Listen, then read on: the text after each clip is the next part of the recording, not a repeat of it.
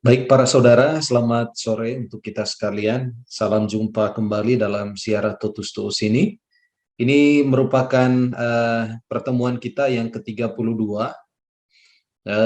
Artinya pada minggu depan kita akan mengakhiri siaran Totus Tuus kita dengan selesainya pertemuan tema yang ke-33 nantinya. Oke, tema kita hari ini, bisa jadikan saya co-host dulu.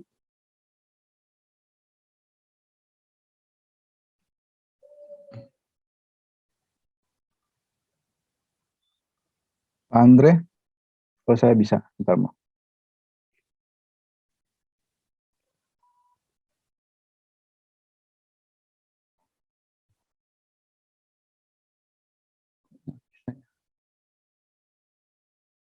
Bentar mau ya. Kok lucu ya, nggak bisa. Pak Andre? Pak Andre? Oh, saya ke host nggak bisa. Pak Andre host. Pak Andre? Udah Pak, tadi salah ke Bu Maria Magdalena. Oh, udah. Oh, Bu Maria Farida yang saya jadiin co-host. Ya. Nggak, silakan udah mau. Oke. Baik.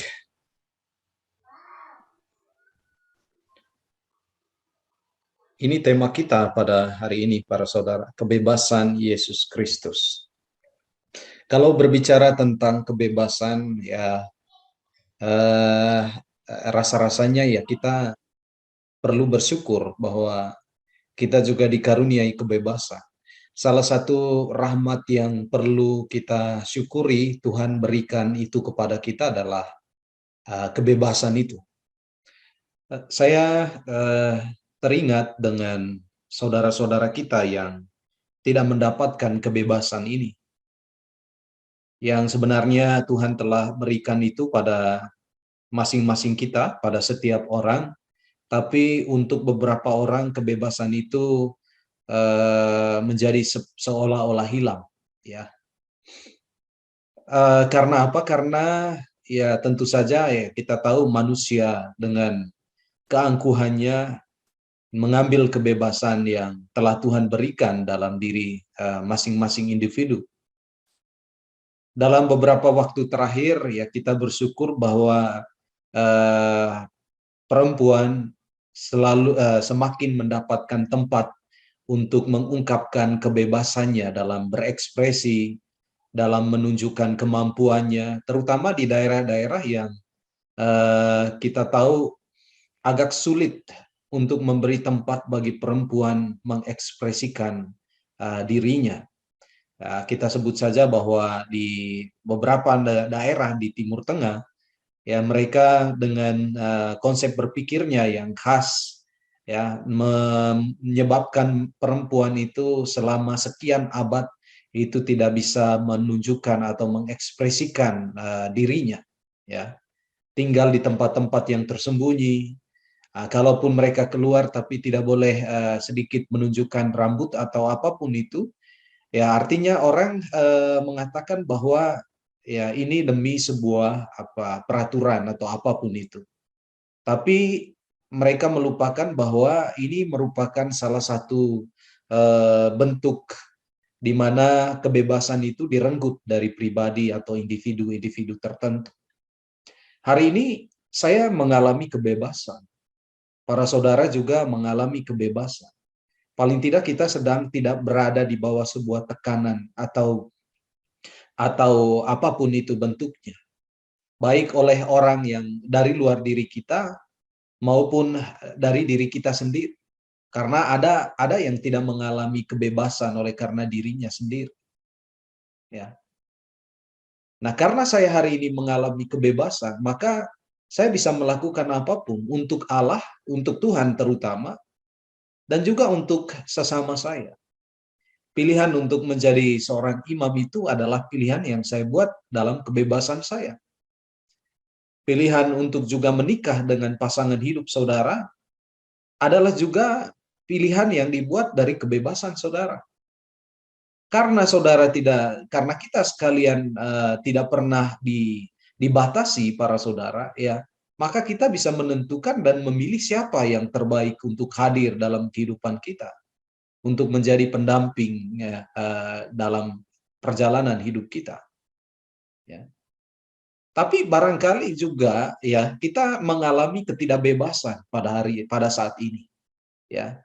Ketidakbebasan karena masih dikungkung ya atau masih ditekan oleh karena ya kita masih berada di bawah perbudakan yang dinamakan perbudakan dosa.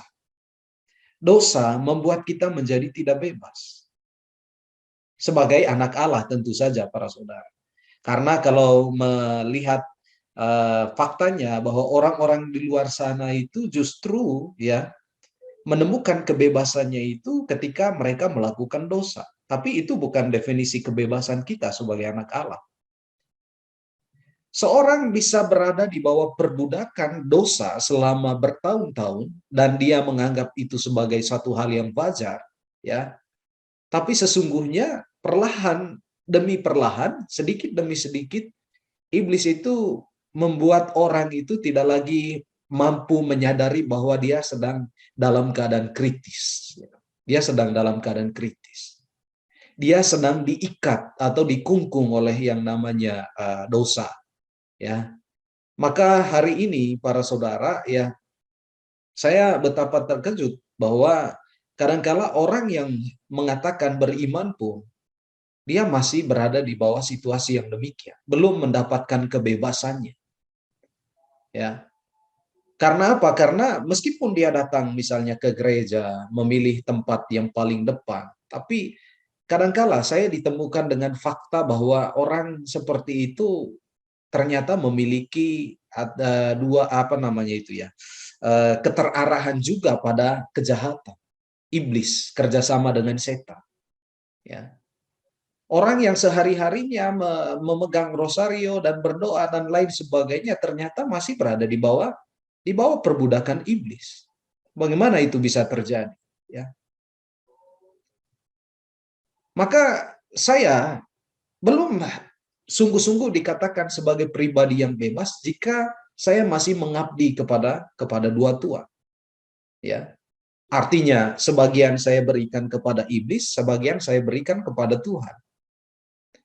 Nah, dalam diri Yesus, kebebasan yang sejati itu kita bisa temukan para saudara. Karena dia katakan apa? Aku datang untuk melakukan kehendak Bapa. Aku datang hanya untuk melakukan kehendak Bapa. Digoda seperti apapun, ya, dengan cara seperti apapun, iblis hendak mengambil Kristus dari jangkauan Bapa. Dia tidak akan bisa karena Yesus sudah menyatakan kebebasannya hidup sebagai semata-mata milik Bapanya. Milik Bapanya. Nah, karena itulah sebelum Totus Tuus ini selesai, tema ini diberi kepada kita sekalian dengan sebuah pertanyaan interrogatif para saudara. Dan pertanyaan ini mutlak perlu untuk kita jawab dalam momen pertemuan ziarah Totus Tuus pada sore hari ini. Apakah saya sudah sungguh-sungguh menjadi pribadi yang bebas? Seperti Maria juga. Bebas untuk mengatakan ya hanya kepada Allah. Dan jawaban ya kepada Allah tidak akan pernah disesalinya. Justru jawaban itu keluar dari pilihan bebasnya sebagai pribadi. Dia tidak akan pernah menyesali itu, para saudara. Dan kembali ke belakang, seolah-olah mengatakan, maaf saya salah mengatakan, salah memutuskan waktu itu. Sebenarnya saya tidak mau mengatakan ya, saya hanya waktu itu hanya berpura-pura saja, tidak terlihat para saudara. Sama sekali tidak terlihat itu dalam diri Maria. Ya. Nah, tema ini para saudara menjadi penting untuk kita, para saudara hari ini ya. Coba kita bayangkan sedikit ya, ketika mendengar kata perhambaan, ya, yang digugakan oleh Montfort untuk menyebut kita ini, orang-orang yang berziarah di dalam ziarah Totus Tuus ini, ya, kita berhamba kepada siapa? Berhamba kepada kepada Kristus, ya. Dan perhambaan kita bukan perhambaan seperti yang kita lihat di mana-mana, menjadi budak, tidak para saudara. Ya, kata Montfort, perhambaan yang kita lakukan adalah perhambaan karena kasih. Karena kasihlah, maka saya memberikan, saya dengan bebas mengatakan ya seperti Maria pada undangan dan tawaran Allah untuk saya. Dalam kebebasan saya membuat keputusan untuk menjadikan diri saya sebagai milik Allah semata-mata. Nanti dalam pembaktian diri, para saudara akan mengatakan, aku milikmu semata-mata. Ya. Dan segala milikku kupersembahkan kepadamu. Ya Yesus yang terkasih melalui Maria, ibumu yang terkasih. Aku milikmu semata-mata. Ini tidak.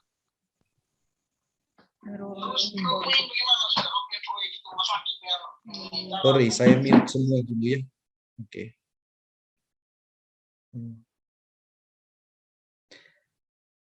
Nah, kata aku milikmu semata-mata ini, para saudara, adalah gambaran tentang penyerahan kebebasan kita, supaya kebebasan kita itu akhirnya dipakai untuk kemuliaan Allah semata-mata. Ya, untuk kemuliaan dan kebesaran nama Allah semata-mata. Saya memberikan kebebasan saya, artinya bukan karena saya merasa bahwa saya tidak lagi mampu untuk apapun, ya, atau karena saya sudah tidak lagi ingin untuk melakukan ini dan melakukan itu. Justru sebaliknya, bahwa saya mau melakukan ini dan melakukan itu, ya, dalam kebebasan saya sesuai dengan kehendak Allah pada saat ini. Ya. Nah, apa yang kita kemudian bayangkan dengan mendengar kata kebebasan, para saudara? Ya, tadi sudah saya sedikit singgung sebelumnya. Ya, perhambaan dan kebebasan itu sebenarnya dua kata yang berlawanan. Karena di dalam diri seorang hamba sebenarnya itu dia tidak memiliki kebebasan. Ya, karena apa? Karena di dalam dirinya dia terikat pada tuannya, tunduk pada tuannya. Apa yang dikatakan oleh tuannya itulah yang dia lakukan. Artinya, dia tidak bisa mengatakan tidak untuk apa yang diminta oleh tuannya untuk dia lakukan. Ini hamba, para saudara, ya. Hamba. Dua hal yang berlawanan. Kalau misalnya disejajarkan, itu tidak mungkin akan bertemu dia, ya. Tidak mungkin akan bertemu. Menjadi hamba itu tidak diminati oleh banyak orang karena dia akan menjadi terikat. Ya, dia akan tunduk di bawah kuasa dari seorang yang lebih tinggi dari dia. Maka saya, para saudara, dan kita sekalian itu pasti tidak menghendaki menjadi seorang hamba. Bagaimana mungkin saya menjadi seorang hamba? Sudah sekolah tinggi-tinggi, ya? Atau saya sudah dikenal dikenal sebagai seorang yang memiliki kedudukan, tapi kemudian diminta lagi menjadi hamba oleh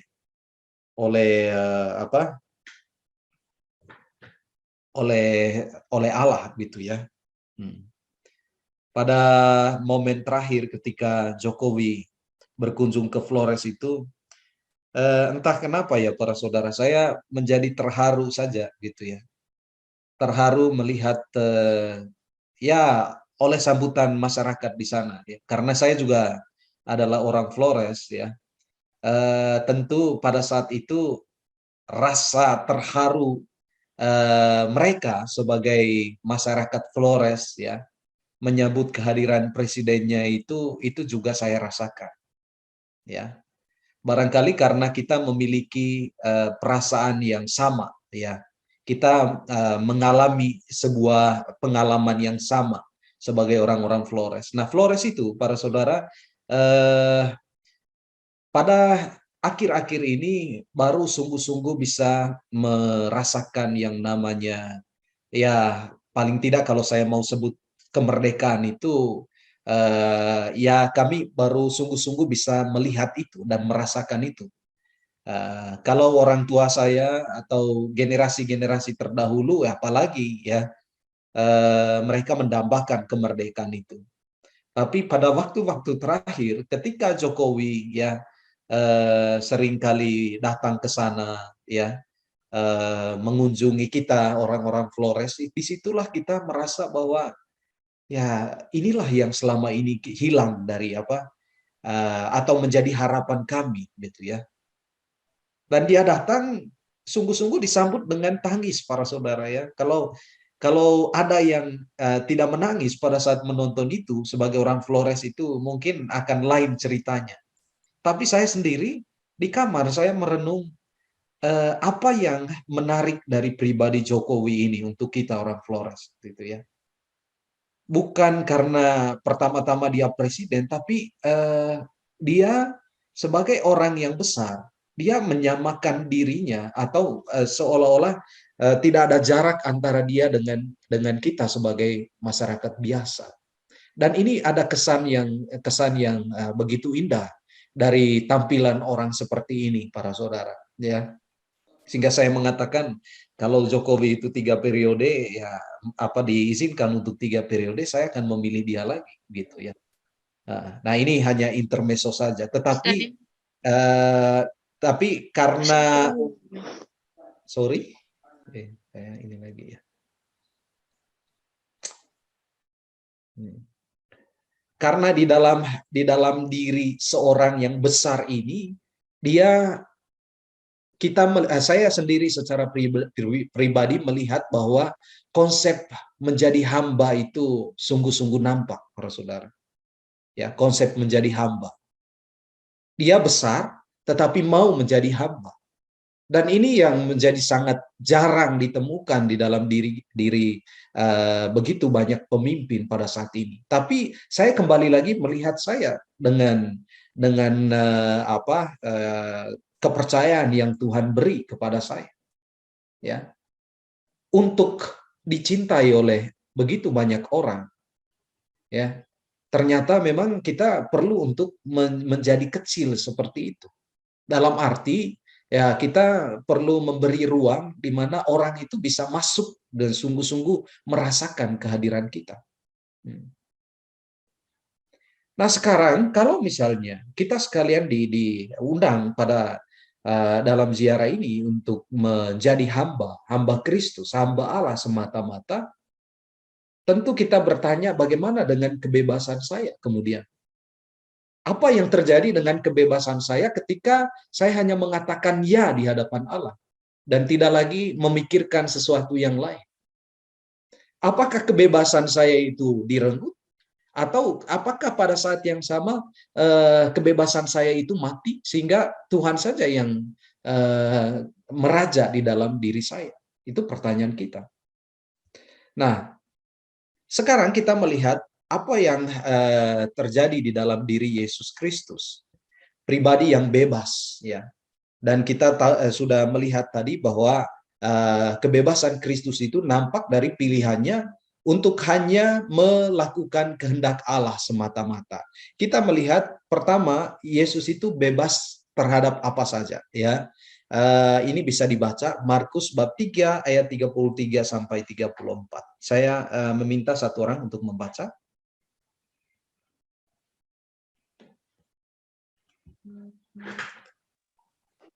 Saya ya, Romo. Ya, Bulus ya. Yang pertama, bebas terhadap keluarganya sendiri. Siapakah ibuku dan siapakah saudara-saudaraku? Barang siapa yang melakukan kehendak Allah, dialah saudaraku laki-laki dan dialah saudaraku perempuan. Dialah ibuku.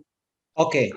Jadi Markus bab 3 ayat 33 sampai 34. Lihat para saudara, Yesus itu bebas untuk menjadikan siapapun sebagai ibunya, sebagai saudara-saudaranya. Dan syarat untuk menjadi keluarga Yesus itu, dia tahu bahwa orang-orang itu adalah orang yang telah melakukan kehendak Bapaknya, sama seperti dia sendiri. Ya, maka dia lihat dulu ya, siapa yang melakukan kehendak Bapa ya di surga. Yang pertama dia tahu bahwa ibunya sendiri yang telah melakukan itu. Maka dialah sungguh-sungguh sebagai seorang ibu bagi Yesus.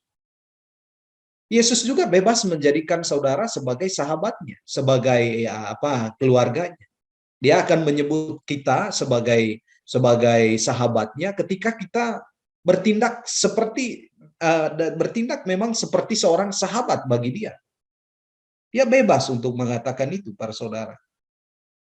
Tidak ada seorang pun yang membatasi dia untuk mengatakan jangan berteman dengan dia. Jangan menjadikan dia sebagai saudara atau jangan mendekati dia. Dia itu bukan orang yang baik. Ya. Maka kita tahu bahwa sekarang para saudara kita juga bebas untuk melakukan hal yang demikian. Ya. Sama seperti ketika Yesus memutuskan untuk menjadikan siapapun sebagai saudara-saudaranya asal melakukan kehendak Bapaknya. Yang kedua, Bu Lucia, bebas. Yang kedua, bebas terhadap kaum Farisi, Saduki, dan peraturan sosial mereka. Kamu orang-orang Farisi, kamu membersihkan bagian luar dari cawan dan pinggan, tetapi bagian dalamnya penuh dengan rampasan. Lukas 11, 39-40. Yesus bebas untuk mengatakan sebuah kebenaran di hadapan sesuatu yang salah. Karena apa? Karena di dalam dirinya yang ada itu hanya kebenaran. Itulah yang menjadi penyebab kenapa konfrontasi itu terjadi antara dia dengan orang-orang Farisi, para saudara. Karena mereka menemukan bahwa apa yang dikatakan oleh Yesus itu benar adanya. Artinya, dia menemukan sesuatu yang salah dalam praktik hidup mereka. Dan Yesus dengan bebas mengatakan di hadapan mereka tentang perbuatan salah yang mereka lakukan. Mereka tidak terima tentu saja, karena mereka merasa bahwa mereka lah yang punya wewenang untuk mengatakan salah dan benar. Salah dan benar. Sehingga Yesus dengan kebebasannya, tentu saja karena kebebasan yang dia miliki, kebenaran yang ada di dalam dirinya, dia bisa mengatakan sesuatu yang salah jika salah dan benar jika benar. Ya. Yang ketiga, Yang ketiga, bebas bergaul dengan orang berdosa, pemungut cukai. Mengapa ia makan bersama dengan pemungut cukai dan orang berdosa? Oke, dia bebas bergaul dengan orang berdosa, termasuk dengan saya, dengan para saudara. Jadi dia tidak pernah bisa dibatasi oleh apapun, para saudara, dalam mencintai. Ya. Atau ketika misalnya orang membuat batasan-batasan, ini hanya untuk orang benar, ini hanya untuk ini untuk orang yang tidak benar. Bagi Yesus, semua orang punya kesempatan untuk memulai lagi bersama dengannya. Karena itu dalam perjalanan hidupnya selama dia di dunia, dia bebas untuk datang dan menentukan siapa yang menjadi pengikutnya. Siapa yang menjadi murid-muridnya. Lalu didapatilah Petrus seorang nelayan. Suatu hal yang kemudian kita berpikir, kenapa Tuhan memilih orang seperti itu? Bukankah dia tidak terpelajar? Ya.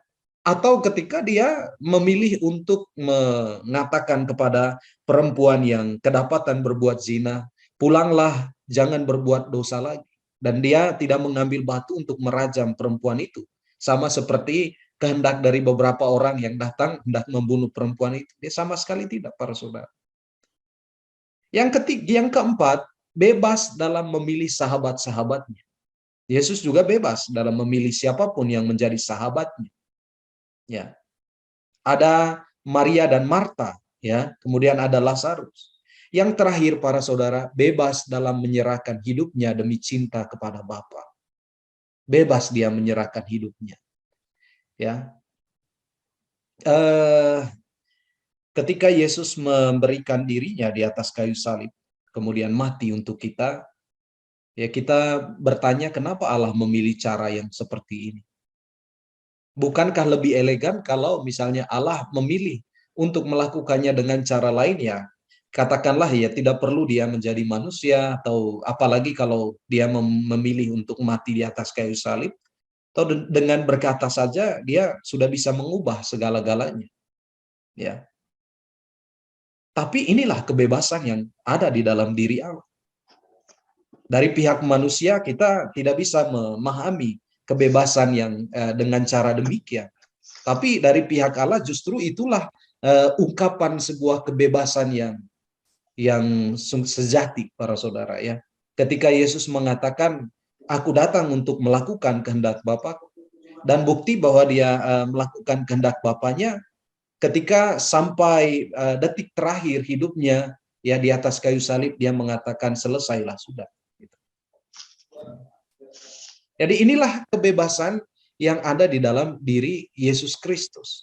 Nah, sekarang kita melihat apa yang dikatakan oleh dokumen gereja, ya, Gaudium et Spes. Ya, ini mungkin bisa dibaca oleh siapa? Siapa yang mau? Tentang unggulnya kebebasan. Saya beri kesempatan. Silakan, para. Romo. Ya, Bu, silakan. Ya, unggulnya kebebasan. Akan tetapi manusia hanya dapat berpaling kepada yang baik secara bebas. Kebebasan itu dihargai tinggi dan diusahakan dengan penuh semangat oleh orang-orang zaman ini, dan memang tepat. Namun sering mereka memupuknya atas cara yang salah, seolah-olah semacam izin untuk melakukan apa saja yang menyenangkan juga yang jahat. Akan tetapi kebebasan yang sejati adalah lambang yang unggul, citra ilahi di dalam manusia, karena Allah berkehendak menyerahkan manusia kepada keputusan sendiri. Sedemikian rupa sehingga manusia mencari penciptanya secara serta-merta dan datang dengan bebas kepada kesempurnaan yang penuh dan membahagiakan dengan mengganti pencipta. Jadi martabatnya menuntut bahwa manusia bertindak menurut pilihannya yang sadar dan bebas. Artinya secara pribadi terdorong dan terbimbing dari dalam dan bukan berdasarkan dorongan yang buta atau hanya karena paksaan dari luar. Akan tetapi martabat yang sekian luhur manusia peroleh apabila ia membebaskan dirinya dari yang baik, lalu mengusahakan bagi dirinya bantuan yang sesuai dengan berhasil guna dan dengan kerajinan yang tekun. Kebebasan manusia yang telah cedera oleh dosa tidak dapat mewujudkan keterarahan kepada Allah sepenuhnya tanpa bantuan rahmat Allah. Akan tetapi tiap manusia harus memberikan pertanggungjawaban kehidupan kelak di depan pengadilan Allah sejalan ia berbuat baik atau jahat. GS 17. Dengan kata lain, para saudara, kita akan diadili berdasarkan sampai sejauh mana kita menggunakan kebebasan itu, untuk tujuan apa, dan kita mau menggunakan kebebasan itu bagi siapa. Ya, kita bersyukur bahwa kita punya kebebasan untuk melakukan apapun, termasuk keterarahan kemudian pilihan kita untuk jatuh atau memilih yang salah. Dan di sana, para saudara, ada undangan selalu untuk kita untuk melihat kembali kebebasan itu. Jika memang kebebasan itu telah salah arah, ya, oleh karena kita telah salah memilih jalan itu, para saudara, maka ada kesempatan untuk kembali. Untuk kembali membuatnya supaya kebebasan itu hanya diperuntukkan bagi Allah.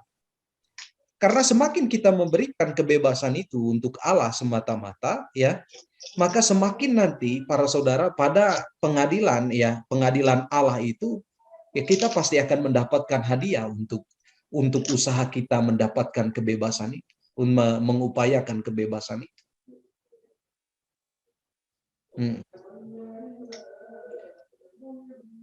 sebagai orang Katolik, ya, dan sebagai orang Kristiani yang sudah dibaptis dan sudah mengenal Kristus, para saudara, baiklah jika kebebasan itu kita sungguh-sungguh perlu pahami dengan sangat baik, para saudara, ya, supaya kita bisa mengekspresikan kebebasan itu sesuai dengan jalur yang sebenarnya Tuhan kehendaki, ya. Tuhan memiliki kehendak, ya, apa namanya itu, ya. Dia punya maksud ketika menganugerahkan kebebasan itu kepada kita. Sebagaimana dia bebas, maka kita juga dia dikaruniai kebebasan itu, ya. Oke. Nah, sekarang tadi saya katakan bahwa di sini di dalam rangka pembaktian diri itu kita diajarkan untuk memberikan kebebasan kita secara penuh untuk digunakan bagi kemuliaan Allah semata-mata. Maka salah satu hal yang perlu kita miliki itu adalah, ya, kita bebas sebagai seorang hamba di hadapan Allah, ya, sebagai seorang hamba. Maka kita mau melihat dulu ada 3 macam perhambaan menurut Montfort, ya. Ada perhambaan alamiah, ada perhambaan terpaksa, ya. Tapi ada juga perhambaan dengan kehendak bebas, ya. Perhambaan karena kehendak bebas. Yang alamiah itu seperti apa, para saudara? Yang alamiah itu jadi dari lahirnya, ya. Dari lahirnya dia sudah seperti digariskan untuk menjadi seorang hamba. Tapi di dalam diri orang ini tidak ada kesadaran bahwa apa yang dia lakukan itu punya nilai yang luhur. Ya sudahlah, saya ini siapa sih saya hanyalah seorang kecil.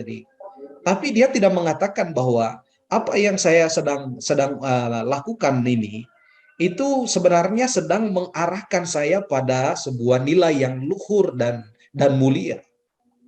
Nah, dalam diri orang-orang ya perhambaan ini, ya perhambaan alamiah ini, maka kita pasti sedang tidak diajarkan untuk seperti ini, para saudara, ya, tidak menjadi seorang hamba seperti yang sebagaimana dipikirkan atau dibayangkan oleh banyak orang, gitu ya. Yang kedua, hamba terpaksa, ya, terpaksa. Jadi ada sebuah keterpaksaan di sana, dan karena ada keterpaksaan, maka pasti tidak ada kasih di sana. Oke, saya mau menjadi hamba, tetapi ya saya tidak sungguh-sungguh memberikan diri saya untuk menjadi hamba, gitu ya. Atau di sana ada kepura-puraan. Sebenarnya dia tidak mau, tetapi karena keadaan terpaksa, maka dia mau menjadi hamba kemudian. Ini juga bukan ciri orang-orang yang perhambaan yang dikatakan oleh Montfort.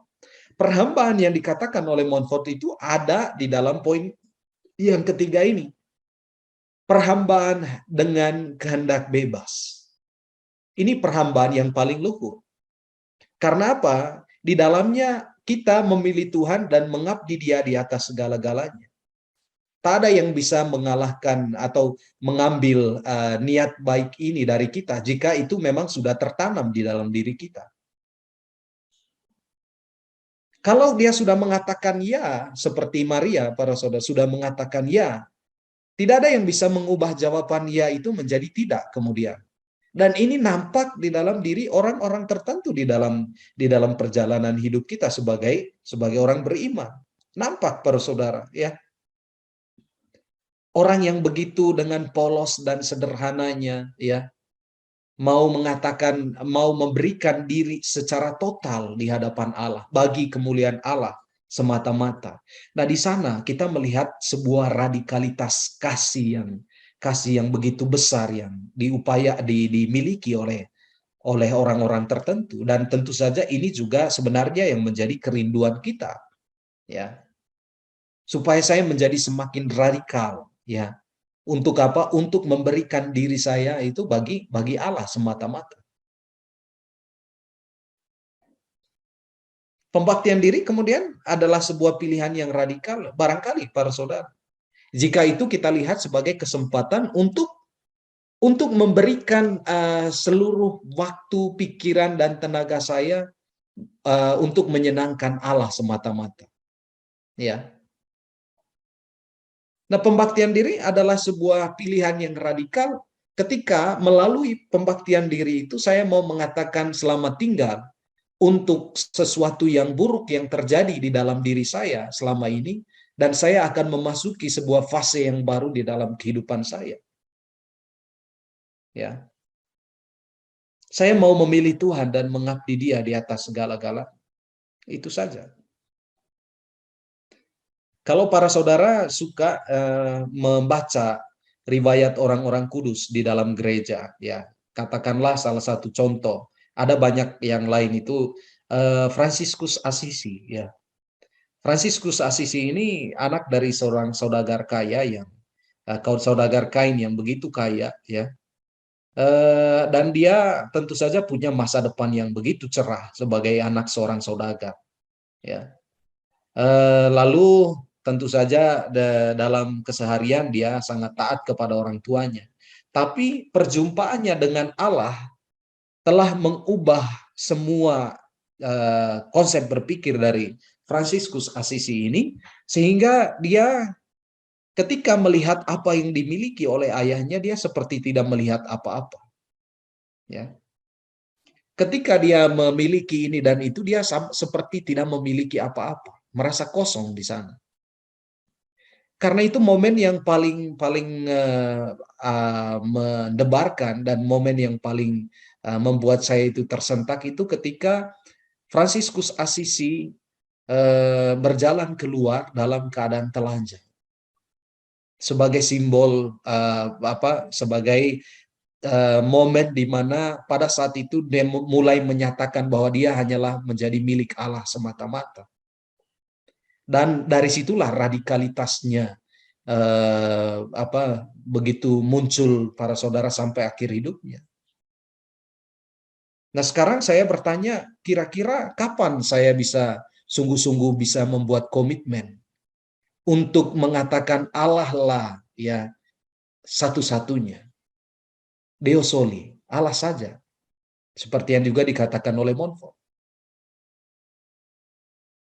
Oke lah, saya masih tentu saja masih muda, ya, perlu untuk menghidupi diri saya, anak-anak, dan juga lainnya. Tapi jangan pernah melupakan bahwa ya kita juga dalam keseharian kita diminta untuk melakukan itu dalam sebuah konsep konsep ini, ya para saudara, bahwa Tuhan pasti akan menjamin semuanya itu. Asalkan kita selalu berada bersama dengan Dia, berada pada pihak Dia, melakukan apa yang Allah kehendaki. Sebelum kita membaktikan diri, sekarang kita akan ditanyakan para saudara tentang keradikalitas. Kalau keradikalitasan mungkin terlalu tinggi bahasa itu, artinya terlalu jauh lah, ya.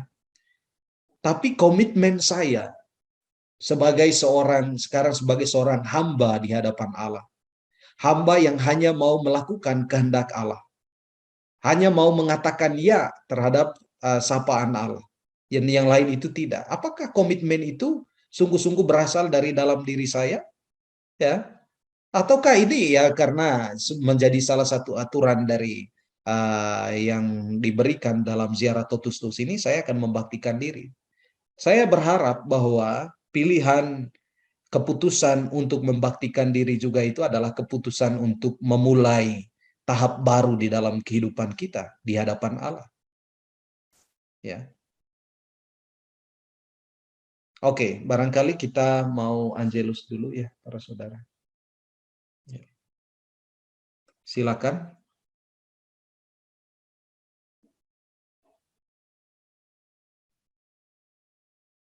Angelus. Ya, yang bertugas silakan.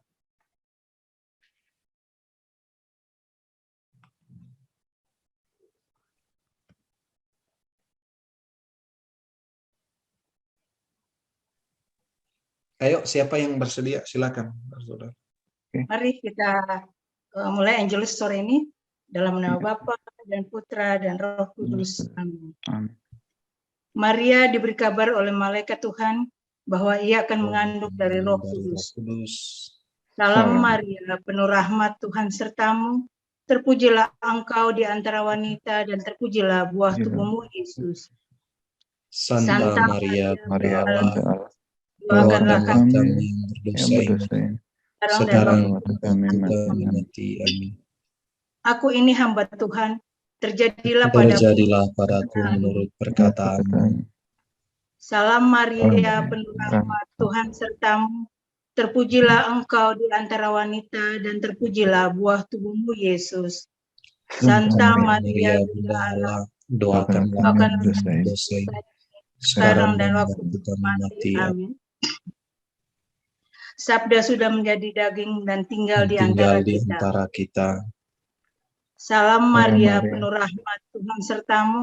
Terpujilah engkau di antara wanita dan terpujilah buah tubuhmu Yesus. Santa Maria, Bunda Allah, Doakanlah doakanlah kami kami yang yang berdosa berdosa ini, ini, sekarang dan sekarang waktu dan kami waktu kami mati. mati. Amin. Amin. Doakanlah kami ya kami, Santa Bunda Allah, supaya kami dapat menikmati janji Janji Kristus. Kristus. Marilah berdoa. Ya. Ya Allah, Saudara. karena kabar malaikat kami mengetahui bahwa Yesus Kristus Putramu menjadi manusia. Curahkanlah rahmat-Mu ke dalam hati kami, supaya karena sengsara dan salibnya, kami dibawa kepada kebangkitan yang mulia, sebab dialah Tuhan pengantara kami. Amin. Dalam nama Bapa dan Putra dan Roh Kudus. Amin. Amin. Terima kasih Bu Maria Farida. Ya, Kita lanjutkan para saudara ya. Nah, saya mau melihat menunjukkan kepada kita tentang perbedaan antara pelayan dengan seorang hamba gitu ya. Oke. Kita mau melihat ini dulu yang diserahkan para saudara ya. Kalau kita kan tadi mengatakan bahwa saya adalah hamba, kita akan meniru teladan Maria dengan menjadi hamba di hadapan Allah ya. Kalau pada diri seorang pelayan, yang diserahkan itu hanya sebagian.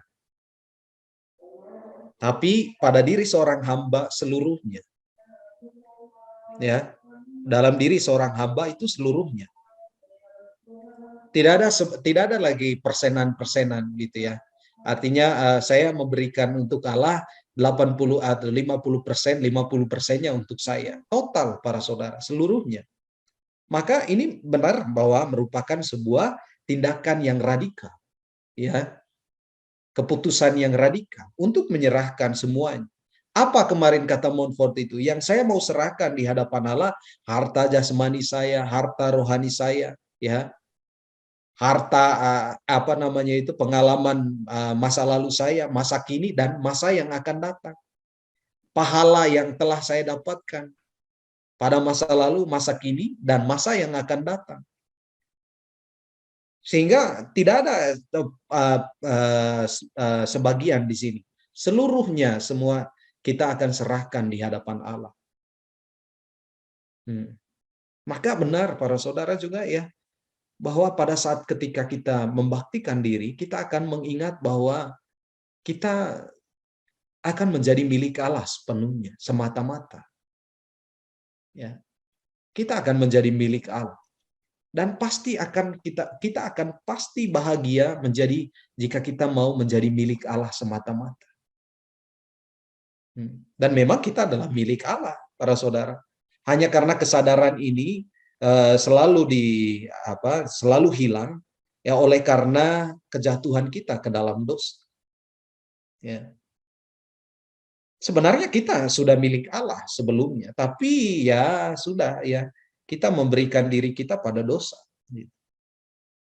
Kemudian para saudara ya tentu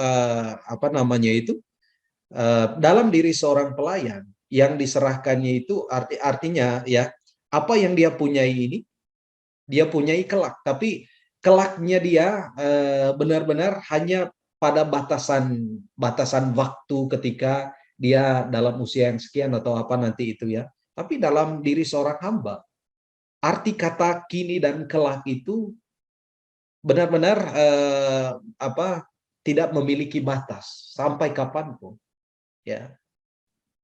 Nah, itu. Kemudian tentang tuntutan atau syaratnya. Dalam diri seorang pelayan, dia punya syarat, para saudara. Ya, ini dikatakan oleh Montfort di dalam buku Bakti Sejati nomor 103. Tuhan, saya mau untuk melakukan ini, tetapi ya saya harus izinkan saya dulu pulang untuk menguburkan orang tua. Tuhan, saya mau mengikuti Engkau, ya, tetapi saya punya ini dan itu. Lalu Tuhan Yesus katakan apa? Pulanglah, jualah semua itu, lalu ikutilah aku. Ya. Nah, anak muda ini sebenarnya dia datang, dia mau mengikuti Yesus, tetapi ada syaratnya. Jangan pernah mengambil seluruhnya dari diri saya. Ya. Karena itu masih perlu ada batasan antara ini milik saya dan ini milikmu. Ini yang engkau bisa ganggu, ganggu dikit, ya. Tapi ini yang tidak bisa engkau ganggu gugat. Ya, ada sebuah ruang di mana kita membuat ruang itu menjadi tetap tertutup tanpa disentuh sedikit pun oleh Allah. Dan itu bukan ciri seorang hamba, ya, para saudara. Tanpa syarat, ya, tanpa syarat. Nah, sementara seorang hamba itu dia tanpa upah atau pamrih apapun. Tanpa upah, ya, para saudara. Seorang hamba di hadapan Allah. Dan memang ya kebanyakan hamba itu ya seperti itu. Mereka tidak pernah digaji. Tapi dia melakukan itu dengan penuh sukacita. Untuk apa? Yang penting dia melihat tuannya itu bahagia. Dan dia sudah mengatakan, asalkan Tuanku bahagia, saya mau melakukan ini. Siang dan malam dia bekerja untuk melakukan apapun. Bahkan ya, dia harus memastikan terlebih dahulu tuannya itu sudah aman, ya, terjaga tidur pada malam hari, baru dia bisa pergi tidur.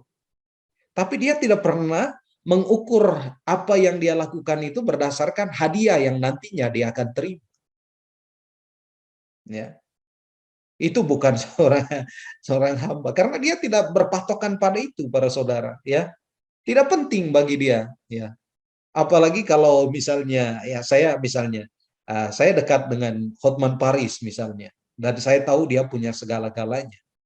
Nah, ketika saya sebenarnya ingin memiliki sebagian dari apa yang dimiliki oleh Hotman Paris. Karena itu ya saya menjadi hambanya kemudian, ya, dengan harapan dia nanti akan memberikan apa yang saya mau itu, karena dia melihat kesetiaan saya untuk menjadi hambanya. Oh, kalau menjadi hamba Allah itu tidak pernah berdasarkan upah atau pamrih apapun. Karena apa sih pamrih? Apa sih upahnya kemudian? Ya. Kalau saya mau melakukan itu untuk Tuhan dan dengan hidup seperti ini saja sudah merupakan sebuah kebahagiaan tersendiri buatku, untuk apa saya mencari sesuatu yang lain? Ya. Asalkan saya itu sehat, ya, untuk kita, asalkan saya itu ada dalam keadaan yang damai, itu tidak menjadi masalah buat saya. Nah, sekarang kita, sekali lagi, saya selalu mengaitkannya dengan pembaktian diri yang akan kita lakukan bersama, para saudara. Yang nanti kita akan melakukan pembaktian diri. Jangan bertanya apa yang akan saya dapatkan setelah saya pembaktian diri. Ya. Kalau mau tanya apa yang akan saya dapatkan, saya mengatakan bahwa kita akan mendapatkan segala-galanya. Apa yang selama ini barangkali tidak pernah kita rasakan, yakni kasih Allah semata-mata itu yang nanti akan kita dapatkan, para saudara. Ya. Lalu yang berikutnya, tentang nilai kesetiaan. Nilai kesetiaan diukur dari apa? Ya. Untuk seorang pelayan, dia punya jangka waktu tertentu, kontrak, para saudara. Kalau saudara menjadi pelayan di toko ini, ya, sebelum kerja itu dimulai, tentu si tuan toko itu dia membuat sebuah surat kerja, surat kontrak, ya, bahwa kita berada di situ, bekerja dan diupah di situ sesuai dengan masa-masanya. Nah, misalnya 3 bulan pertama kita akan digaji sekian, ya. Lalu pada 1 tahun misalnya kita akan mengalami kenaikan gaji misalnya, ya. Lalu setelah kita sampai pada waktu yang sudah ditentukan, kita bebas, kita punya hak untuk mengatakan saya sudah selesai. Ya, saya akan apa namanya itu ya? Saya akan tunduk kepada Tuhan saya hanya di dalam momen atau waktu ketika saya ada kontrak dengan dia. Karena itu saya mengatakan dia sebagai bos hanya ketika saya ada di toko. Tapi ketika berada di luar, saya tidak akan memanggil dia sebagai bos. Oh, kita sama-sama manusia. Ya. Jadi jangan memaksa saya untuk selalu memberikan menundukkan kepala di hadapanmu, ya, mengatakan ya selalu. Saya bisa mengatakan tidak ketika kemudian ketika saya tidak sedang berada di dalam ikatan kontrak. Tapi yang ini, para saudara, seorang hamba, nilai kesetiaannya itu tak dapat diukur oleh waktu. Dia berlaku untuk selama-lamanya. Karena sekali dia mengatakan ya, ya-nya itu berlaku untuk selama-lamanya. Itulah seorang hamba. Kalau kita nanti akan mengucapkan komitmen kita, ya, komitmen itu diharapkan menjadi komitmen yang bertahan sampai selama-lamanya. Apakah itu mungkin? Mungkin, para saudara. Kenapa tidak? Asalkan ya dari dalam diri kita itu ada kemauan untuk sungguh-sungguh menyerahkan diri pada tangan Tuhan. Ya. Lalu tentang radikalitas, ya, tentang radikalitas, hak terbatas. Ini menyangkut kerja, ya, dalam diri seorang pelayan. Lalu tentang di dalam diri hamba itu hak itu mutlak, hidup dan mati. Hidup dan matinya itu sudah untuk melayani dan mengabdi Tuhannya. Itulah seorang hamba. Ya. Nah, karena itu, para saudara, kebebasan merupakan karunia istimewa dan mutlak dari Tuhan untuk setiap kita. Ya. Nah, Allah berkehendak memang menyerahkan manusia kepada keputusannya sendiri. Itulah kebebasan itu. Ketika kita bisa memutuskan untuk melakukan sesuatu atau untuk tidak melakukannya. Termasuk kebebasan untuk memilih menjadi seorang hamba Tuhan. Itu juga merupakan keputusan yang kita buat sendiri. Ya, dalam kisah di dalam kitab suci, misalnya ini cerita yang berbeda, para saudara. Misalnya Yunus, ya. Yunus yang awalnya itu dia memang diminta oleh Tuhan untuk kamu harus ke Niniwe untuk mempertobatkan orang-orang itu, tapi dia melarikan diri. Ya. Nah, tapi di sana kita lihat Allah itu tidak pernah kehilangan cara untuk membuat Yunus mengatakan ya kemudian. Ya. Bisa saja Allah apa namanya itu kehendak Allah itu terjadi seperti itu atas kita juga. Ya. Tapi yang saya tahu bahwa setiap keputusan itu mutlak itu, para saudara, ada pada tangan kita. Termasuk keputusan untuk mengatakan ya kepada kehendak Allah, untuk menjadi hambanya. Tapi ingat, kebebasan itu mesti bisa dipertanggungjawabkan. Kebebasan itu mesti bisa dipertanggungjawabkan. Kita menuntut kepada anak-anak kita, misalnya kita memberi ruang kepada anak-anak kita, silakan bergaul, ya, dengan siapa saja. Tetapi ingat, ayah atau ibu tidak pernah menginginkan kamu salah bergaul dengan orang-orang tertentu, dengan orang-orang yang salah. Ya. Ya, baik Bu, baik Bapak, ya. Ya, lalu pulang ke rumah dan kita tahu ya di hadapan kita mungkin mereka menunjukkan sesuatu yang baik adanya. Tapi apakah kita tahu di luar sana dia dia bertemu siapa saja, bergaul dengan siapa saja. Terkejutlah kita kemudian ketika ada anak kita, salah satunya misalnya itu ya, yang mengkonsumsi narkoba. Wah, baru kita terkejut, ya. Tapi ingat, sekali lagi, kebebasan itu mesti bisa dipertanggungjawabkan, dan itu yang kita tanamkan di dalam diri anak-anak kita. Termasuk juga harus kita sungguh-sungguh tanamkan di dalam diri kita sendiri, ya. Saya harus bisa mempertanggungjawabkan kebebasan yang Tuhan telah berikan ini. Lalu yang berikut, kebebasan itu bisa menjadi berkat ya bagi orang lain. Ya. Tapi juga bisa menjadi sebuah bencana. Berkat apabila kita mengalami proses bertumbuh sesuai dengan tuntutan rahmat Allah. Tapi bencana itu apabila dikuasai oleh setan, kebebasan itu. Ya. Celaka kalau misalnya kemudian kebebasan itu kita berikan untuk dikuasai oleh si iblis. Karena dia bukan membawa kita untuk semakin dekat dengan Allah, tapi untuk menjauhi Allah. Ya. Celaka para saudara ya. Nah, kebebasan itu merupakan suatu proses bertumbuh para saudara ya. Kita senantiasa dalam perjalanan ya. Tapi gunakanlah kebebasan itu sekali lagi sesuai dengan apa yang menjadi kehendak Allah atas kita sekalian. Saya tidak akan menjelaskan sampai terakhir para saudara ya. Lihat sekarang kebebasan Yesus itu seperti apa ya. Yesus itu bebas terhadap kuasa jahat dan dosa. Tapi Yesus mengajarkan kebebasan yang memerdekakan. Artinya kebebasan yang tidak menjadi hamba apapun di dunia, khususnya iblis. Saya sudah singgung tadi pada pengantar itu.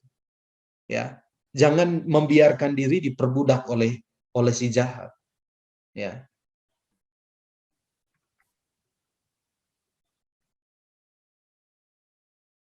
Kata Montfort para saudara, jadilah bebas seperti awan, ya. Jadilah bebas seperti awan. Ya. Dia akan pergi atau terbang kemanapun sesuai tiupan Roh Kudus. Ya, menjadi ringan dan dinamis dalam pelayanan dan pewartaan, gitu ya.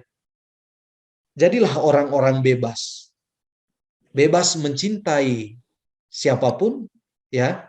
Dalam arti kita tadi melihat bahwa kalau kebebasan itu kita serahkan untuk Allah semata-mata, maka kita bisa mencintai dengan bebas, sama seperti Kristus mencintai dengan bebas siapapun, ya. Kemudian kita juga dapat mengasihi dengan bebas atau siapapun ya para saudara, dan apapun itu, ya. Inilah kebebasan kita sebagai anak-anak Allah, ya. Oke. Nah, oke, ini saya kira sama tadi ya. Penyerahan diri adalah sikap menjadi hamba, ya. Menjadi hamba adalah panggilan untuk menyerahkan kebebasan, ya. Perhambaan karena cinta, ya, perhambaan karena cinta. Saya membayangkan setelah pembaktian diri ini kita menjadi begitu bebasnya, ya. Dan kebebasan kita itu bisa membahagiakan semua orang. Ya, karena apa? Karena sudah dilakukan dalam track yang benar, ya, dalam koridor yang benar, sesuai dengan apa yang menjadi kehendak Allah.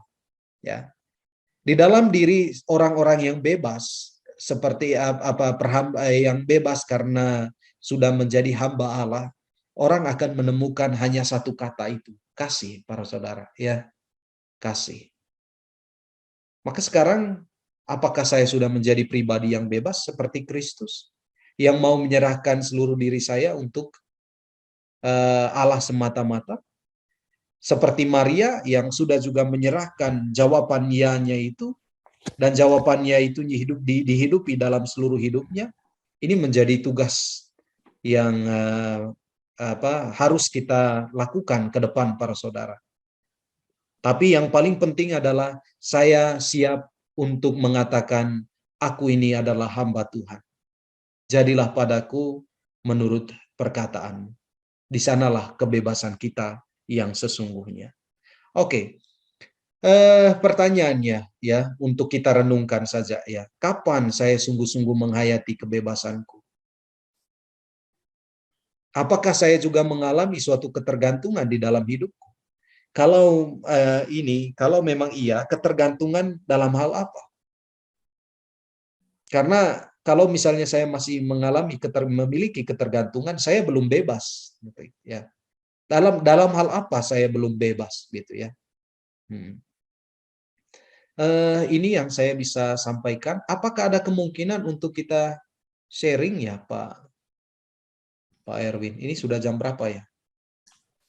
Sudah Kalau jam tidak, 6:30. ya, Lewat 19. Oke. Ya, hampir 6:30 mau. Oh iya iya, oke. Baik, kalau begitu ada pertanyaan kah atau ada sharing di sini? Romo, saya mau tanya, Romo. Ya, silakan. Ini kalau misalkan kita sebagai Katolik gitu, Romo. Nah, terus kalau mengenai bikin kelompok doa gitu, yang di luar kategorial atau enggak kita, ya udahlah saya memilih doa sendiri gitu, Romo. Atau ya kan di luar kategorial membuat kelompok gitu, doa gitu. Itu apakah jadinya kita ya boleh dibilang yang enggak terlalu ini sih, maksudnya enggak benar-benar konkret. Oh, terpisah, kita memisahkan diri dari gereja Katolik gitu. Tidak mau, misalnya kan, kenapa nggak jadi satu gitu loh, berdoa bersama mereka gitu. Itu gimana, Romo, kalau gitu? Maaf, Nggak poinnya masuk kan? belum saya ini. Coba di ini lagi di ini Iya, jadi kan kita, saya berdoa sendiri aja lah. Kan misalnya saya udah kalau berdoa dengan jemaat itu udah ke gereja hari Minggu gitu loh. Saya udahlah berdoa sendiri aja di luar itu. Terus atau enggak, saya berdoa bikin kelompok sendiri gitu untuk kelompok doa gitu. Nggak ikut misalnya yang kategorial atau itu. Itu gimana, Romo? Apakah ada bedanya? Jadi orang yang ikut masuk kelompok doa ini di luar kategorial sama yang kategorial gitu, Romo. Saya kira ini juga merupakan panggilan ya, Pak Pare. Panggilan untuk bersekutu ya, bersekutu. Karena ingat bahwa kita itu adalah sebuah komunitas gereja ya. Komunitas yang tentu saja meniru teladan hidup jemaat perdana yang ya dikatakan bahwa di dalam Kisah Para Rasul itu apa yang menjadi milik satu orang itu menjadi milik semua. Apa yang dilakukan oleh satu orang itu juga dilakukan oleh semua gitu ya. Nah, karena itu saya mengatakan ini merupakan sebuah pilihan. Artinya, panggilan. Tidak ada kewajiban sebenarnya gitu ya. Artinya untuk misalnya harus masuk kelompok kategorial, harus ini tidak ada kewajiban seperti itu. Tapi itu merupakan sebuah kesadaran yang timbul dari sebuah refleksi yang mendalam gitu ya tentang arti kehadiran saya bersama dengan yang lain atau arti yang lain dalam kehidupan saya.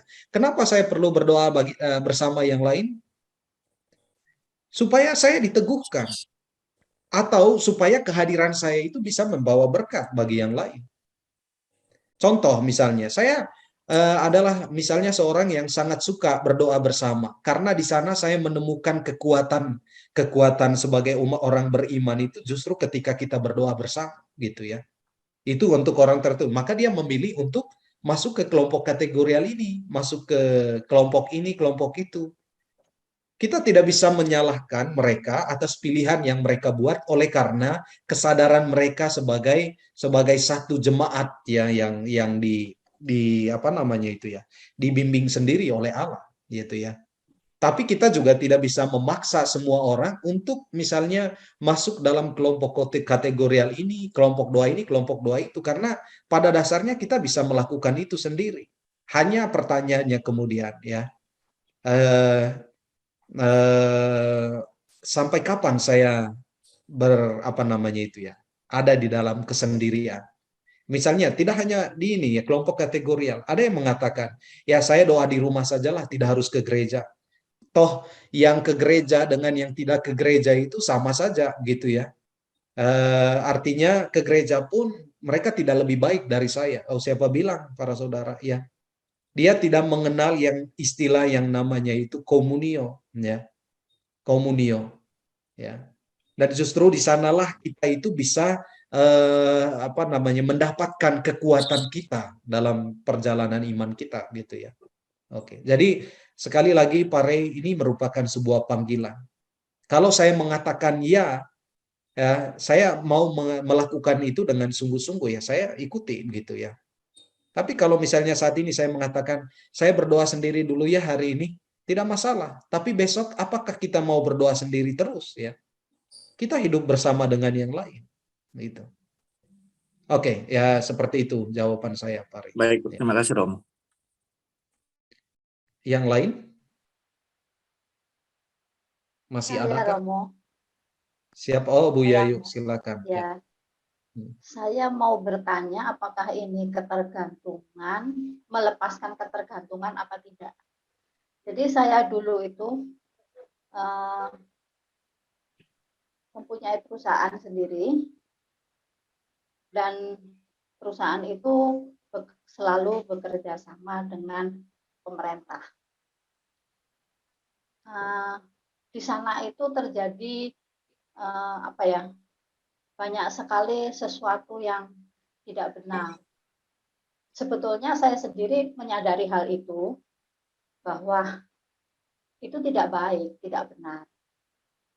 Tetapi saat itu, itulah untuk penghidupan saya, karena saya masih menyekolahkan anak-anak saya, membiayai kehidupan lah maksudnya.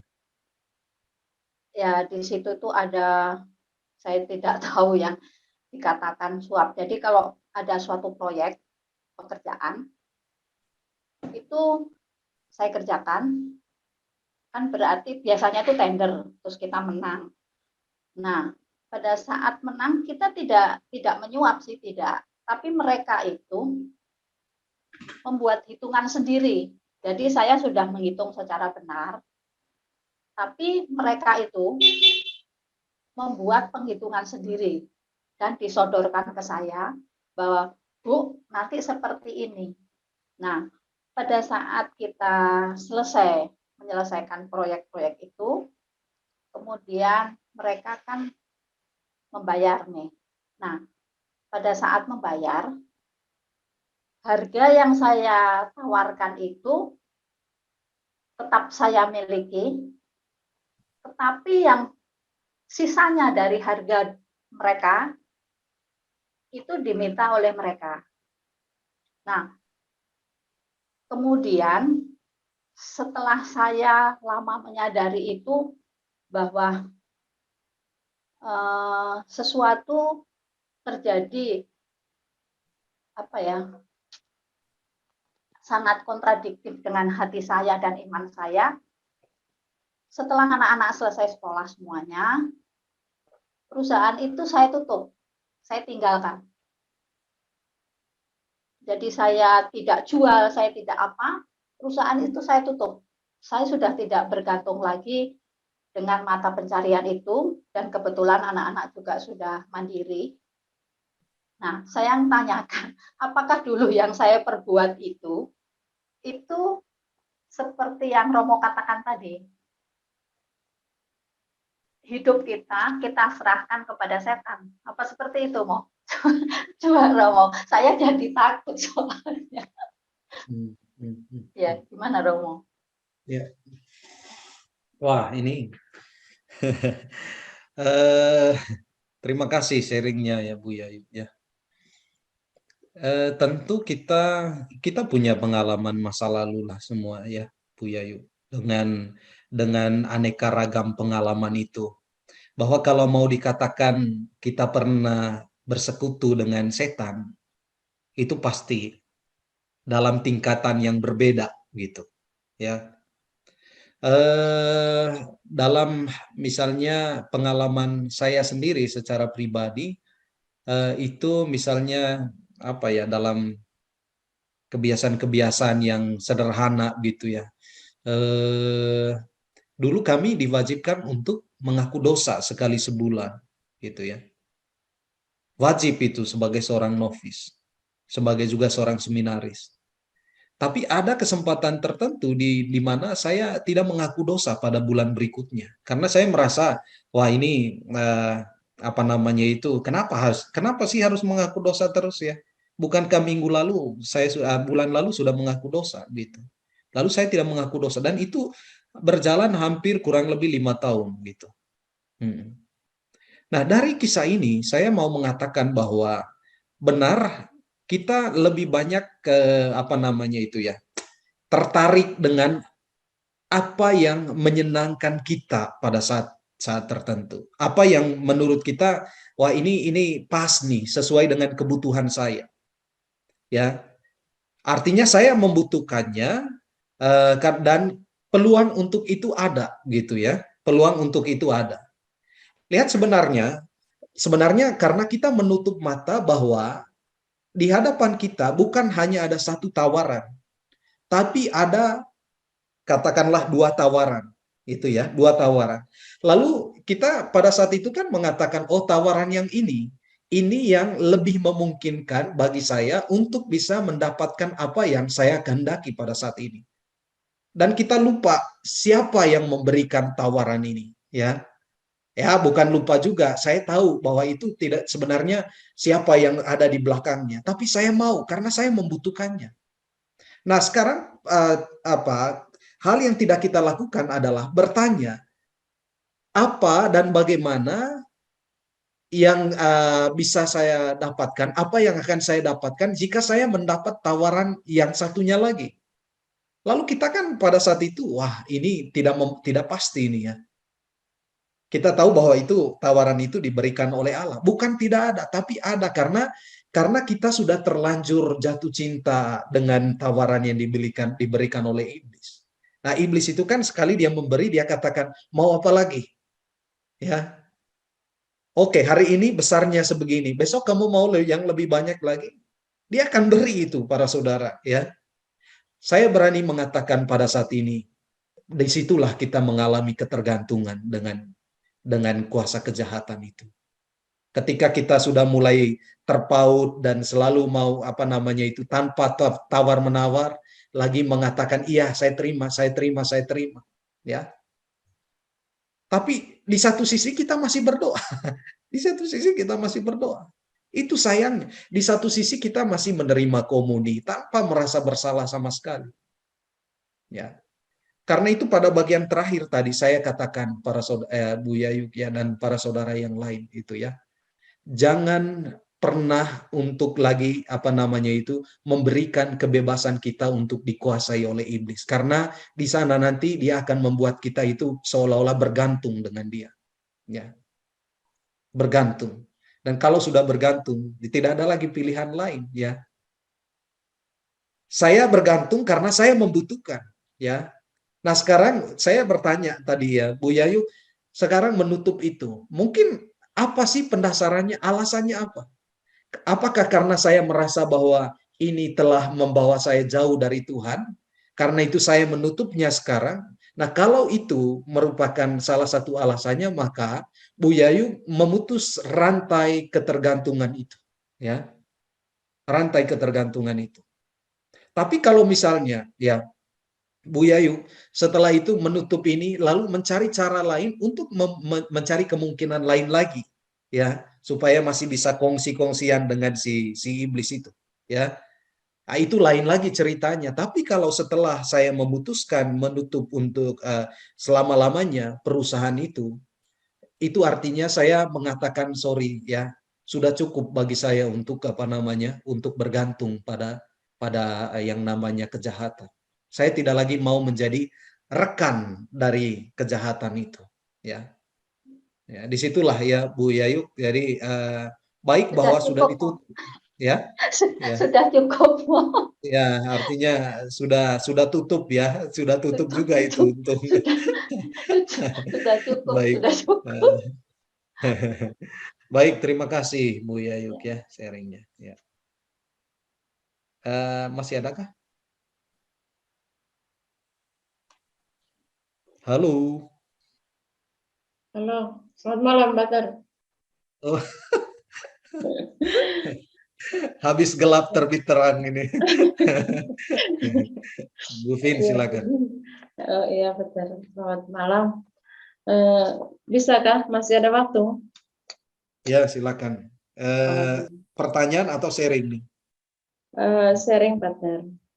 Oh iya, silakan. Jadi saya memang tidak terlalu ini dengar baik semua penjelasan tadi, terlalu banyak yang telepon. Saya juga anak-anak telepon terus. Itu perusahaan Iya, lain banyak itu ya. sekali. Saya tidak tahu juga hari ini banyak sekali yang telepon, jadi akhirnya saya juga bingung. Yang saya hanya mau sharing sedikit saja, Pater. Kami ini kan hidup di kelompok rohani Legio Maria. Dan ketika kami ada sharing-sharing begitu, kebanyakan yang kami jumpai itu adalah di mana selalu ada yang ditemukan itu, di mana antara kehendak istri bertolak belakang dengan kehendak suami. Ya, kami ini kan kumpulan dengan ibu-ibu, jadi kebanyakan ibu-ibu, kurang bapak-bapaknya. Sehingga kami sering mendengar atau mengalami sharing-sharing dari teman-teman itu. Kalau saya sih tidak, saya mungkin dulu ya seperti itu juga, tapi sekarang ya sudah betul bebas mau buat apa saja. Misalnya ketika istri mau mengikuti kegiatan doa bersama, jadi selalu ada tantangan dari suami. Suami mengatakan, iya kamu pergi di situ, tidur di situ. Tidak usah pulang, bawa saja bantal, tidur di sana. Ya, saya juga dulu seperti itu, Dokter. Waktu suami masih hidup, ketika saya pergi latih kor apa itu, jadi pulang rumah muka pokoknya ya tidak disapa dengan baik gitu.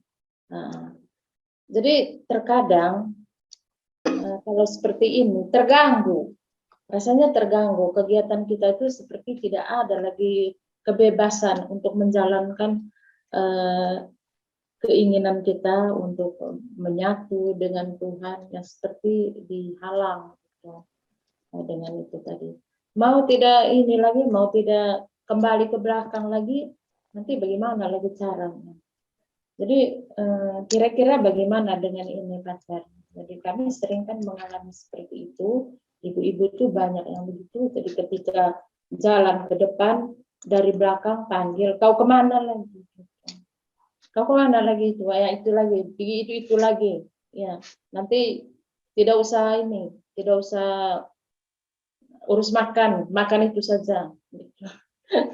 Jadi terkadang juga ada satu ibu itu dia sharing itu, suaminya tahu kalau jam-jam itu atau hari itu jadwalnya dia untuk bergabung berdoa bersama sudah. Jadi suaminya itu dia kasih tugas, kau harus kerja ini, harus selesai jam yang sama. Jadi seperti kegiatan itu atau keinginan kita untuk melakukan sesuatu yang baik itu dari dalam batin kita itu dihalangi oleh pihak suami. Sementara suami ini juga adalah bagian daripada hidup kita. Ini bagaimana, Pater? Kira-kira kira-kira ya ini jalan keluar yang terbaik kalau seperti ini dalam keluarga ini bagaimana, Pater? Baik ya, Bu Vin. Suatu ketika saya memberi rekoleksi untuk orang-orang muda dan mereka bertanya, kenapa pastor itu tidak memiliki istri, ya? Apakah karena memang itu tidak percaya diri, ya? Atau karena apa? Atau karena takut dan perempuan, gitu ya? Ya, saya akhirnya punya jawabannya, para saudara ya. Sharing Bu Vin ini juga disadari oleh Yesus sendiri, gitu ya. Ketika ada bersama sebagai suami istri itu, keterikatan itu menjadi satu hal yang tidak bisa dihindari, ya. Karena sudah hidup bersama sebagai suami dan istri. Maka ketika sudah menjadi istri dari suami Bu Vin, ya, saat itu Bu Vin tidak lagi memiliki dirinya sendiri. Artinya Bu Fin pun menjadi bagian dari suami, begitupun suami menjadi bagian dari Bu Fin. Pantaslah kalau suami mengatakan seperti itu, ya. Karena itu saya bersyukur bahwa sampai saat ini gereja belum mengizinkan para imam itu untuk memiliki istri. supaya ketika keluar sedikit tidak ditanya dari mana lagi ya. Taunya keluar kita itu pelayanan. Repotnya kalau misalnya ya misalnya kita ya sebagai seorang imam kemudian memiliki istri, ya kita harus pikir lagi gimana nanti istri, anak-anak ya. Mereka belum siapkan ini, kita siapkan ini, siapkan itu, wah ribet. Makanya Yesus katakan, Yesus mengajak kami semua ini untuk jomblo seumur hidup gitu ya, supaya tidak ada ocehan-ocehan seperti itu tadi. Tapi saya mau mengatakan begini, kadangkala ya resiko dari sebuah panggilan itu tidak mudah ya. Dan saya kira Bu Fin juga tahu tentang ini ya. Inilah resiko dari sebuah pilihan ya. Bahwa kita pasti akan dihadapkan dengan tantangan-tantangan seperti ini. Ketika suami mengatakan, kamu mau kemana ya? Sudah jam begini baru pulang. Barangkali karena dia melihat bahwa kita belum melakukan apapun di dalam rumah gitu. Sebagai seorang ibu, istri gitu loh maksudnya. Tentu lain ceritanya kalau misalnya kita sudah siapkan makan, sudah bereskan segala sesuatu, lalu kita keluar dan pergi melayani, tiba-tiba kita pulang dan mengatakan, istri seperti apa kamu? Ya, loh, padahal kita sudah membagi sedemikian rupa waktu kita untuk ini. Nah, maka itu bukan di kita persoalannya kemudian, ya. Nah, kadangkala juga ada orang tertentu yang keluar hanya supaya di luar dia mendapatkan kenyamanan dan dapat banyak teman. Sesuatu yang dia tidak dapatkan di rumah, dia mau cari itu di luar, dan karena itu dia selalu punya alasan untuk pergi dan mencari kegiatan melalui kelompok kategorial tertentu. Dalam kunjungan bersama dengan kelompok Legio, saya selalu tekankan ini kepada, misalnya ketika di Labuan Bajo itu ya, ada misa keluarga bersama dengan anggota keluarga Legio itu sendiri. Menjadi Legio itu juga adalah sebuah panggilan, ya. Menjadi legioner itu adalah sebuah panggilan. Menjadi seorang prodiakon juga itu adalah sebuah panggilan. Resiko dari panggilan itu bahwa kita akan disibukkan dengan apa yang kita pilih, dan kita harus sungguh-sungguh siap dengan itu. Maka sebelum kita memutuskan untuk bergabung misalnya dengan Legio, tanyakan dulu kepada suami gitu ya. Karena ini harus sungguh-sungguh menjadi sebuah keputusan bersama, jangan menjadi keputusan sendiri. Ya, tapi kalau minta izin suami, dia tidak akan beri, Romo. Ya, mana mungkin dia beri? Dia ingin saya ada di rumah saja, gitu. Tidak, saya kira ya kalau suami itu cukup bijak, pasti dia akan mengatakan, ya yang penting ya selalu perhatikan juga bagaimana kebutuhan kita di rumah, gitu. Tentang hal ini, Bu Fin, ya saya tidak bisa mengatakan banyak ya. Kembali lagi kepada kita masing-masing, gitu ya. Kalau kita mau memilih ini, tahu risikonya apa, dan saya siap menanggung risiko itu. Ya. Termasuk untuk diomeli oleh suami-suami kita itu ya. Ya, begitu ya. Pari sampai menopang dagu ini. Apa artinya di Pari ya? Kalau Pari ini tidak akan diomeli pasti ya. Nah, ini. Oke. Baik, saya kira begitu dulu lah. Bu Fin tetap semangat. Untunglah Bu Fin ya sekarang bebas ya untuk menjadi sekarang bebas, Romo, jadi bebas ya, benar. saya bebas untuk melakukan apa yang saya inginkan. Ya. Jadi tapi bebas seperti yang Pater omong tadi, itu bebas untuk melakukan yang baik demi kemuliaan Allah dan bersama. Jadi sekarang di Legio Maria ya sudah naik status lagi. Sudah naik statusnya. Bahkan bila perlu bisa menjadi suster loh, Mama Vin sekarang, Bu Vin ini. Kalau kalau itu ada ininya, linknya ya bisa daftar. Oke, baik Bisa ya. bisa Pater, dia calon suster kami punya itu Mama Vin itu. Suster Ketongne. Oke. Baik, silakan. Saya Tongne. kembalikan ke Pak Andrai tadi. Saya kira begitu saja dulu kan, para saudara. Ya. Oh, Ya. Terima kasih. waktu sudah habis Pak Andre. Romo, mau nanya, informasi terakhir banyak yang tanyakan ke saya, Romo, cuma saya nggak bisa menjawab. Mengenai PD nanti itu kapan waktunya, terus apakah kita ini terlibat dalam kepanitiaan kecil, atau mungkin kepanitiaan itu ada di senior kita sebelumnya, angkatan sebelumnya. Jadi kalau memang di kita mungkin apa harus kita siapkan, terus penempatannya gimana, apa Romo sudah tempat dan perlu enggak untuk kita juga terlibat atau seperti apa gitu, Mo? Ya, baik Pak Erwin. Saya memang berencana supaya setelah Totus Tuus ini kita berkumpul di dalam Zoom lagi untuk membicarakan khusus tentang pembaktian diri ya. Tapi ya paling tidak yang bisa saya sampaikan lebih awal ini bahwa pembaktian diri untuk kelompok Jakarta itu akan dilakukan pada bulan Juli. Nah, tanggalnya ini karena kita bertepatan juga dengan assembly di Malang, maka kita masih mencari-cari waktu di dalam bulan Juli itu supaya pembaktian diri itu bisa dilakukan. Kebetulan pada bulan Juli itu akan ada jenderal dari Roma datang, ya. Kemudian Pastor Arnold sebagai koordinator PMRSA Internasional juga dia datang. Saya berencana supaya Pastor Arnold yang akan memimpin upacara pembaktian diri ini, sehingga saya masih harus menanyakan ke dia dulu waktu dia kapan bisa memimpin perayaan ini. Kalaupun tidak, itu kemudian kita bisa lakukan bersama dengan provinsial kita SMM saja gitu ya, untuk pembaktian diri. Nah, waktunya kemudian belum bisa saya katakan pada saat ini, tapi saya mau menjawab pertanyaan yang kedua tadi itu tentang kepanitiaan.